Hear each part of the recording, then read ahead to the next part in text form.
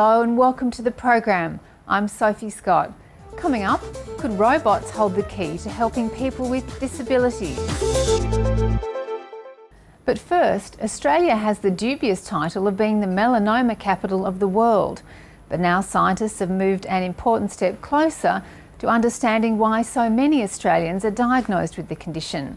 They've discovered a mutant gene which might hold the answer. Susan Watson's mother died from melanoma. 3.5 years ago, she was diagnosed with the condition. This fight was very important to me because I have a lot to live for. I have 3 children, a great husband and a wonderful granddaughter now. So yeah, life is worth fighting for. Now researchers from the Westmead Millennium Institute and the Queensland Institute for Medical Research have discovered why some families are more susceptible to the cancer. This discovery is the first one to really help us understand why melanoma runs in some families in such an intense way, so why there's a large number of affected individuals in some families. They found a gene that increases the risk of melanoma by 250%. Scientists estimate about 200,000 Australians carry the mutant gene. The discovery today results from us sequencing every single gene from the DNA of several members of very large melanoma families. It's more common in people who have lots of moles, darker eyes, or a family history of the disease. The findings will help doctors identify who needs to be screened for the deadly skin cancer. It's even possible that because we understand part of the way this gene works, that some sort of medication might be possible to suppress the risk back down again. Susan Watson hopes her family will be tested for the gene. That they could be checked for this and that they won't have the fight that I've had to see with my mum and the fight that I've had to go through. So yeah, it's very important. Researchers hope to identify even more genetic mutations for melanoma so they can tailor cancer treatments to individual patients. The robots are coming and they could hold the key to independence for people living with disabilities.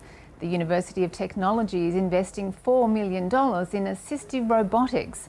Researchers are working with business, building machines to make life easier for those with mobility problems. Nicole Chettle reports. It's called the exoskeleton and could change the face of rehabilitation for people afflicted by stroke, spinal cord injuries and motor neurone disease. We want to give them that independence. We want the person to work in collaboration with the robot. Medical details are put into a computer and the robot then customises movement to strengthen the arm. The hope is this might reduce the physical workload of physiotherapists and improve outcomes for patients. If you can give someone a device that gives the person the capability to feed themselves, whereas before they couldn't, that's a major increase in their quality of life. Laser-guided walkers could make it much easier to tackle narrow doorways, and smartphone technology may vastly improve how wheelchair users navigate around their homes and communities. We want to come up with new goods and new ideas that we can put into practice, and in this particular case we hope that we can make a difference. Chris Sparks knows just how tough everyday activities can be in a wheelchair.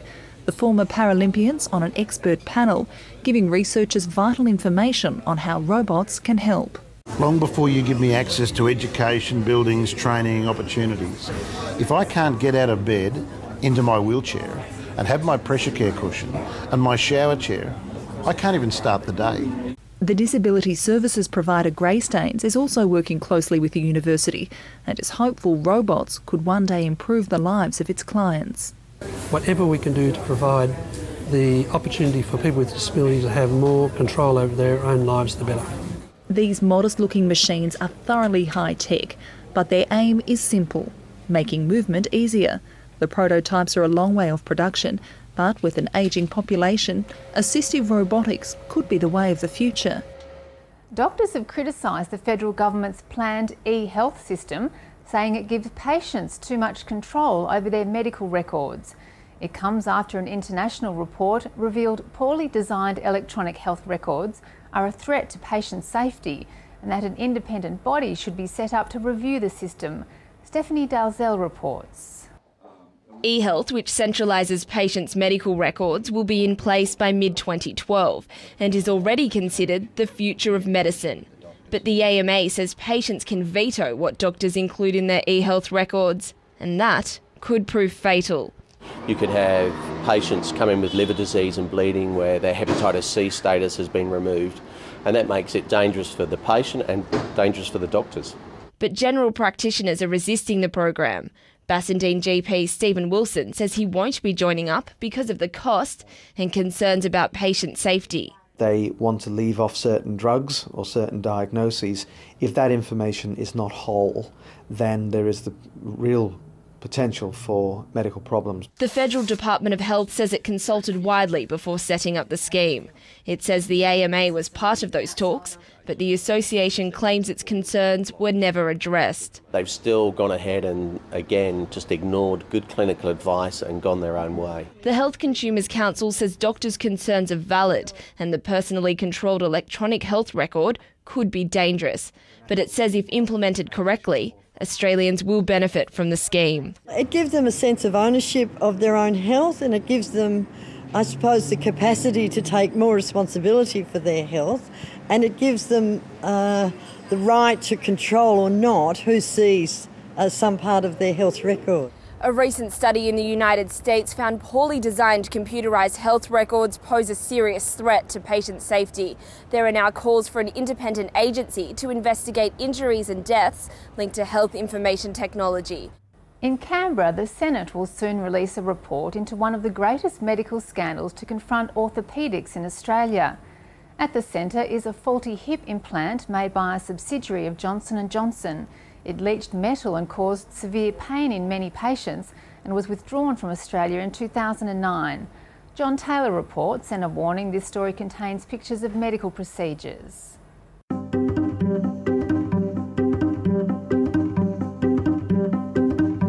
I've been told it's the last I can ever have because of the damage that's been done to my leg. There are Australians who will die needlessly as a result of the regulatory failure. And that is something that is, in my view, nothing short of a scandal. Last year, more than 80,000 Australians had a joint replacement.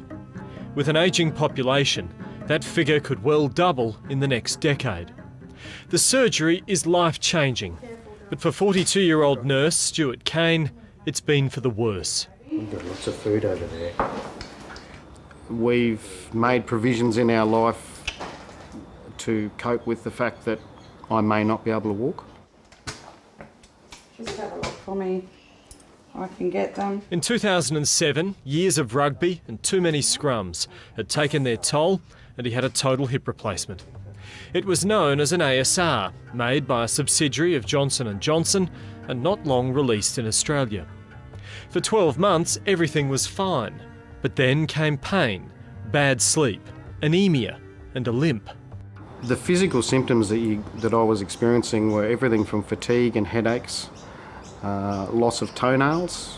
I also suffered a lot through memory and recall.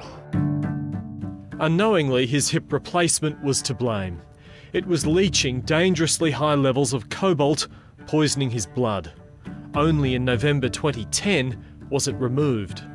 There was metal debris from the acetabulum cup, and that metal debris spread into my hip joint.